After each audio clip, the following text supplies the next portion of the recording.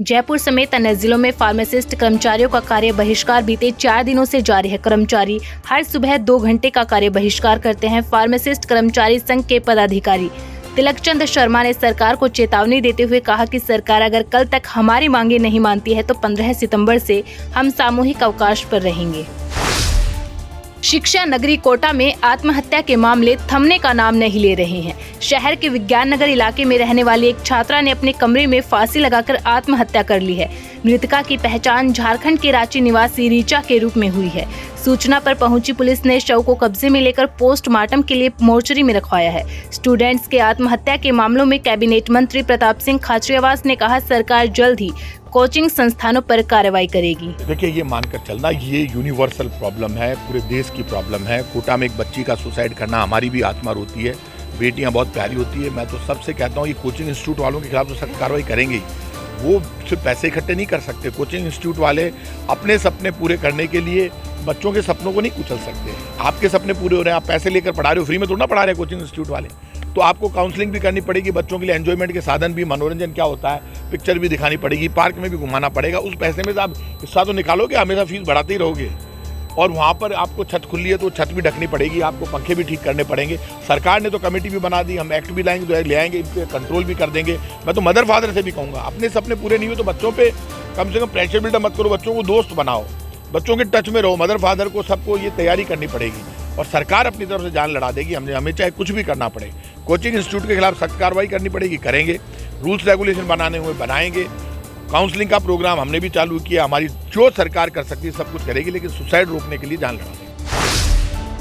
भ्रष्टाचार निरोधक विभाग उदयपुर की टीम ने एक बड़ी कार्रवाई को अंजाम दिया है। एसीबी ने एक बाइक चोरी मामले में कोतवाली थाने में तैनात हेड कांस्टेबल जयसिंह के दोनों दलालों को रिश्वत राशि लेते हुए गिरफ्तार किया है।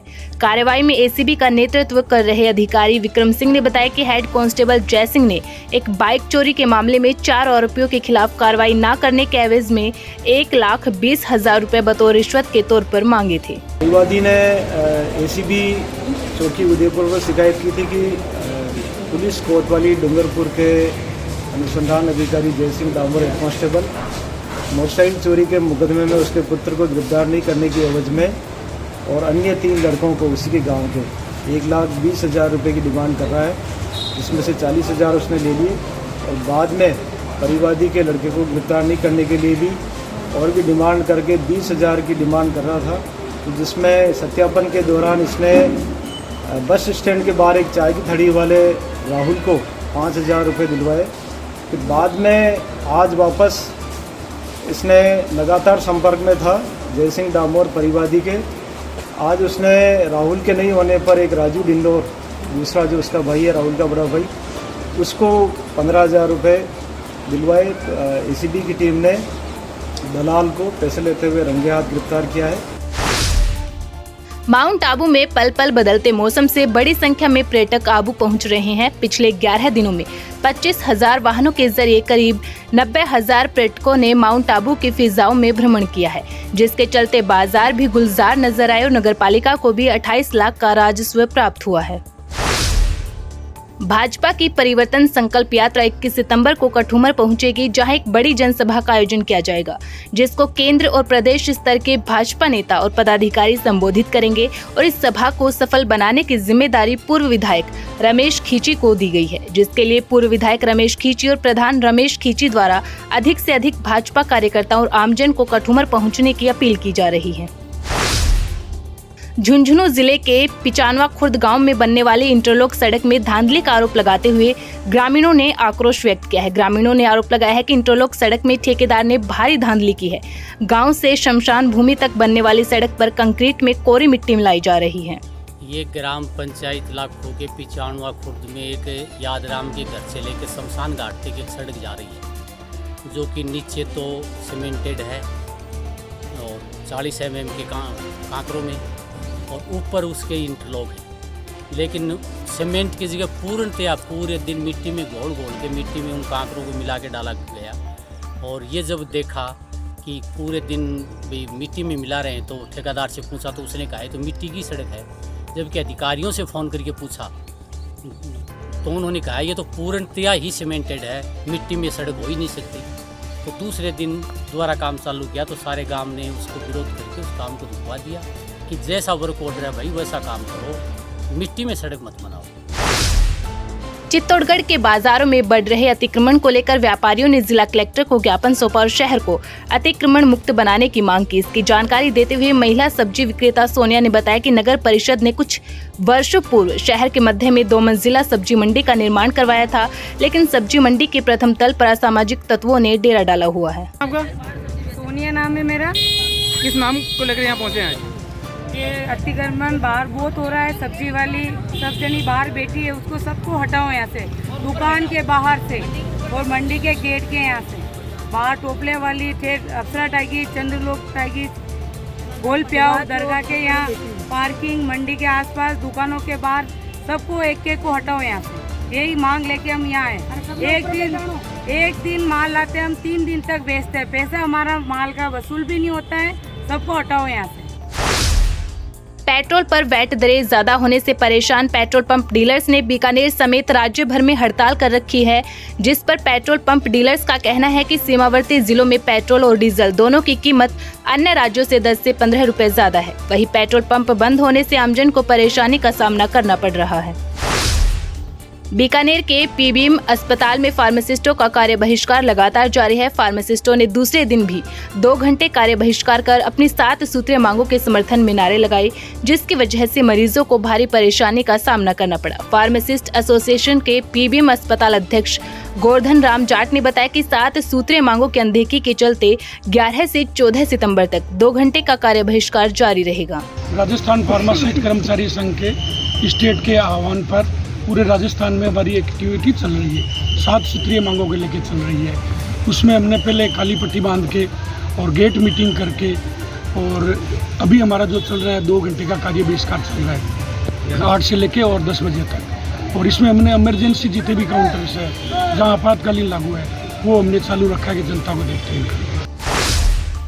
पिलानी के इंद्रमणि मंडेलिया शिक्षा निकेतन महाविद्यालय में हिंदी सप्ताह का आयोजन किया जा रहा है, जिसके तहत विद्यार्थियों में बढ़ती हुई आत्महत्या की प्रवृत्ति, परिवार और समाज की असफलता पर भाषण प्रतियोगिता आयोजित की गई।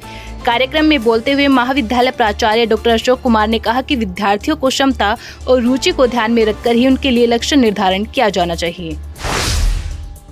झुंझुनू जिले के चिड़ावा थाना क्षेत्र में एक पति ने पत्नी को जान से मारने की कोशिश की है। ये गंभीर आरोप एक पत्नी ने अपने पति पर लगाते हुए चिड़ावा पुलिस थाने में रिपोर्ट दी है। फिलहाल पुलिस इस मामले की जांच कर रही है। उसको बाद गुस्सा करके मैं सो गया। उसको बाद रात में जाके गला दबा के और फांसी लटका दिया था। आपको फांसी लटका दिया? हाँ, बच्चा ने पहले मारा था, बड़े लड़की ने मारा था। 4 बच्चा है। उसने मार के बाद में मैं चुपचाप रह गया, रोटी खा लिया, सब कुछ कर लिया। बाद में 2 बजे रात में मैंने फांसी लटका दिया, बच्चा सो गया। बाद में राजस्थान पेट्रोलियम डीलर एसोसिएशन के प्रदेश व्यापी आह्वान पर झुंझुनू पेट्रोलियम डीलर एसोसिएशन द्वारा जिले भर के पेट्रोल पंप बंद रखे गए। डालमिया पेट्रोल पंप के संचालक मक्खन डालमिया ने बताया कि वैट कम करने की मांग को लेकर हड़ताल पर है। उन्होंने बताया कि 2 दिन तक सांकेतिक हड़ताल है, उसके बाद अनिश्चितकालीन हड़ताल शुरू की जाएगी। ये वेट को लेकर चल रही है। राजस्थान का वेट पंजाब हरियाणा से डबल है, तो हमारे पड़ोसी राज्य होने के कारण हमारी सेल पे 75% फर्क पड़ता है। इसके कारण की वेट राजस्थान हरियाणा और पंजाब बराबर करो। भाजपा की परिवर्तन संकल्प यात्रा टोंक से शुरू होकर उनियारा पहुंची। इस दौरान यात्रा का जगह जगह गाजे बाजे के साथ भव्य स्वागत किया गया। उनियारा में आयोजित जनसभा में राज्यसभा सांसद किरोड़ीलाल मीणा ने गहलोत सरकार पर जमकर हमला बोला और साथ ही विपक्ष के गठबंधन इंडिया पर भी निशाना साधा। श्री गंगानगर कुमार धर्मशाला में प्रहलाद राय टोक ने हरियाणा के डिप्टी स्पीकर रणबीर सिंह गंगवा का माला और साफा पहनाकर स्वागत किया। डिप्टी स्पीकर गंगवा ने कहा, राजनीतिक जागरूकता जरूरी है और ताकत दिखाना भी, क्योंकि ओबीसी समाज राजनीतिक रूप से पिछड़ा हुआ है। सिंघाना में पुलिस विजन 2030 अभियान को लेकर बैठक का आयोजन किया गया। ब्लॉक के तीनों थाना क्षेत्र के ग्रामीणों ने बैठक में सुझाव दिए। जिला पुलिस अधीक्षक श्याम सिंह ने बैठक की अध्यक्षता करते हुए छात्रों और ग्रामीणों से रूबरू हुए। आज राजस्थान विजन दस्तावेज 2030 के संबंध में पुलिस विभाग के बारे में नागरिकों से, यहाँ के CSD से, पुलिस मित्र सूचना शक्ति ग्राम पंचायत, व्यापार मंडल, आप एवं मीडिया के बंधुओं से भी और जो भी गणमान्य नागरिक हैं उन सबसे हम ये सुझाव मांग रहे हैं कि 2030 में आप यहाँ की कैसे देख रहे हैं। अच्छा अनुभव रहा। कांग्रेस के राष्ट्रीय प्रवक्ता सुप्रिया श्रीनेत मुख्यमंत्री अशोक गहलोत के गृह जिले में एक दिवसीय दौरे पर रही सुप्रिया श्रीनेत ने सर्किट हाउस में मीडिया से मुखातिब होते हुए प्रधानमंत्री और गजेंद्र सिंह शेखावत समेत भाजपा की गलत नीतियों पर जुबानी हमला बोला और कहा कि मणिपुर हिंसा समेत महिला खिलाड़ियों पर हुए अत्याचार पर देश के प्रधानमंत्री चुप रहे। और हम सिर्फ अपनी और आपकी शांति की नहीं, हम ग्रह शांति, नक्षत्र शांति, वनस्पति शांति, एनिमेट और इनएनिमेट शांति की बात करते हैं। ऐसे धर्म में जिन शब्दों का प्रयोग यहाँ के सांसद ने किया है, क्या कोई हिंदू इसको स्वीकार कर सकता है? जीभ काट देना, ये शब्द सर्वधर्म समभाव इस देश की आत्मा है। उस एक चीज को विवेकानंद से लेकर गांधी तक ने आत्मसात किया। इस देश की नींव सर्वधर्म समभाव पर पड़ी। अगर ना होती तो 5000 साल पुरानी हमारी संस्कृति अभी तक चल ना रही। देश और दुनिया की हर बड़ी खबर के लिए सब्सक्राइब करें नवतेज टीवी और पल पल के अपडेट्स के लिए बेल आइकन को दबाना ना भूलें, क्योंकि आपकी खबरों का भरोसेमंद साथी है नवतेज टीवी।